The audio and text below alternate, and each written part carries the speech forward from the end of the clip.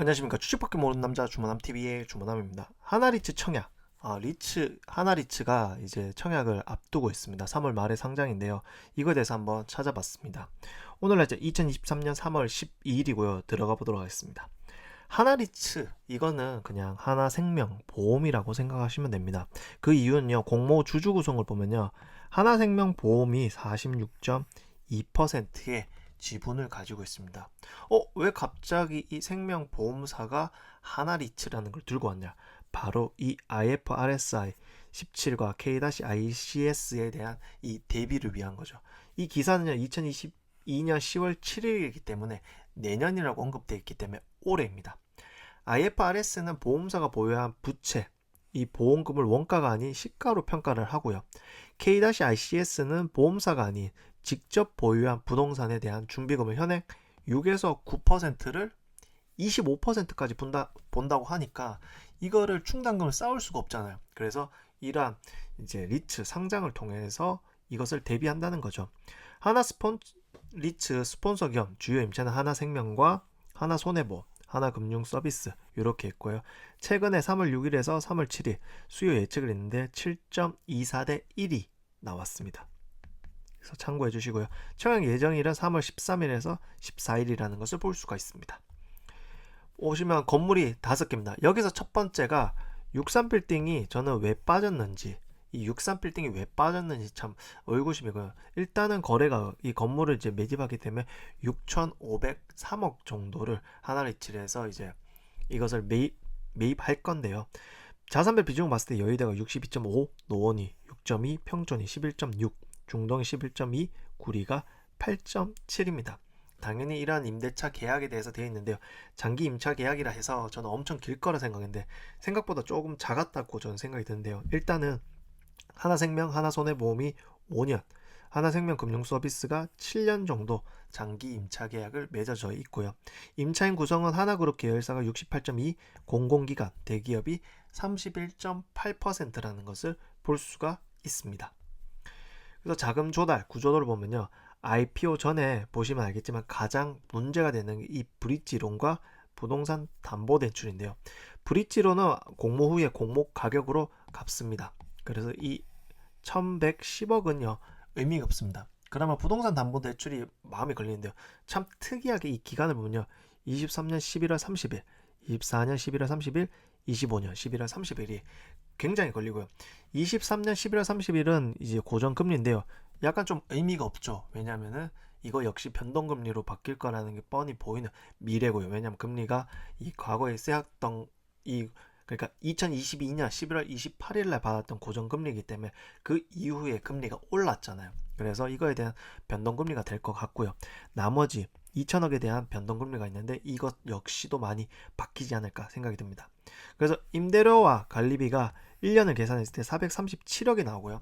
그리고 이 대출 이자가 254억이 납니다. 사실 72억은 의미가 없는데 한꺼번에 계산을 해서 182억 정도. 그러니까 임대료와 관리비에서 대출 이자를 빼면 182억 정도 1년에 일단은 남는다 생각하시면 좋을 것 같고요. 부채 비율은 477이라고 생각하시면 좋을 것 같습니다. 그래서 이번에 IPO가 성공을 한다면 이 브릿지로는 없어지는 돈이다 라고 생각하시면 좋을 것 같고요. 그리고 대출 이자를 내면 대략 180억에서 200억 정도 남는다 라고 생각하시면 좋을 것 같습니다. 근데 저는 보다가 약간 의구심이 생긴던 게 임차율이 96%긴 한데 공실률적인 부분을 따져봤을 때 노원사옥이 9.8%, 평촌이 9.1%, 그리고 중동이 3.3, 구리사옥 9.1. 생각보다 공실률이 높구나라고 생각을 했습니다. 사실 5년 이상 장기 임대차 현황에서는 그런 게 명확하게 안 보였는데요. 찾아보니 이런 공실률이 좀 걸리더라고요. 그리고 한 가지 더, 바로 임대차 잔존 만기가 또 걸렸습니다. 여의도 사옥은 그렇게 높지는 않는데요.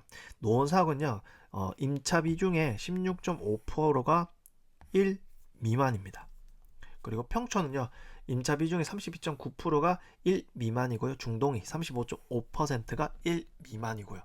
좀 극단적으로 구리 사옥은 임차 비중의 50%가 1 미만입니다. 그래서 공실률과 그리고 임대차 잔존 만기를 둘 다 합치면요, 노원은 26.3, 평촌은 42, 그리고 중동은 38.8, 구리는 59.1 1이라는 거죠. 그래서 현재 임차율이 96%인데 이거 1년 안에 어떻게 되는지 변동이 크게 있을 건데 이거에 대한 명확한 언급이 없습니다. 이게 가장 걱정되는 부분인데요. 임대차 잔존 만기가 1 그러니까 1년 미만인 사람들이 재갱신을 그러니까 임대차 계약을 또 맺지를 않으면 이거 역시 공실이 생기면 임대 수익이 또 줄잖아요. 그러면은 또 이자를 금융 이자를 내야 되는 부분이 더 커지기 때문에 이게 굉장히 의구심인데 여기에 대해서 명확한 게 없더라고요. 그래서 이것도 역시 물음표고요. 그래서 물음표로 체크를 했고요. 그리고 하나리츠의 예상 배당 수익이 5개년 평균 6.85%인데요. 앞에 있는 공실률을 해결하지 않고 과연 이걸 할 수 있을까? 그리고 무엇보다 변동이자율이 참 걱정이 되죠. 왜냐면은 금융이자를 작년에 해서 변동이자와 고정이자를 했지만 거기 와서 또 금리가 계속 오르기 있기 때문에 이 예상 배당 수익률은 약간 이거 역시 물음표라는 거죠. 근데 제일 정한 거는 1년에 2번 준다라고 생각하시면 좋을 것 같고요. 그리고 이제 앞으로 이제 신설동 4억, 서소문 4억은 23년에 예상 편입을 한다고 하는데 이거 역시 예상 편입을 할 때 또 금융 이제 이자를 할 건데 이거 역시 또 금융적인 부담이 생기고요. 하나금융센터 서초 그리고 63빌딩이 25년에서 26년 추정 가치가 2조 5천억이지만 금리가 굉장히 높은 이 시점에 이것도 어떻게 해결할지도 물음표입니다, 사실. 그래서 현재 한국중앙은행은 3.5%의 기준금리고요. 미국은 4.75%고요.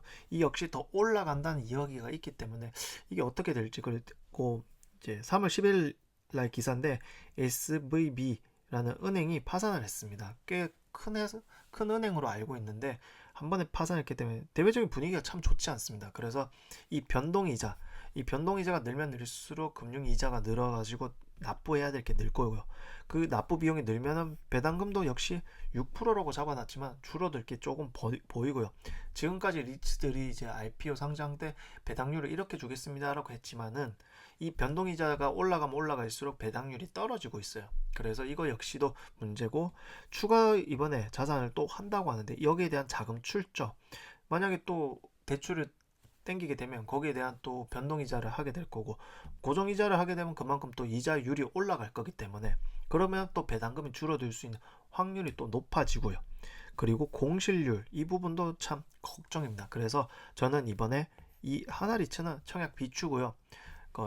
상장이 되고 나서 찬찬히 이러한 물음표적인 측면들이 해결이 되고 명확하게 답변을 주면요. 뭐 기사라든지 아니면은 이제 주식 담당자 입에서 아니면 주주총회 참석을 통해서 이런 것을 명확하게 물음표가 느낌표로 바뀌면 투자하는 게 좋지 않을까 생각이 듭니다.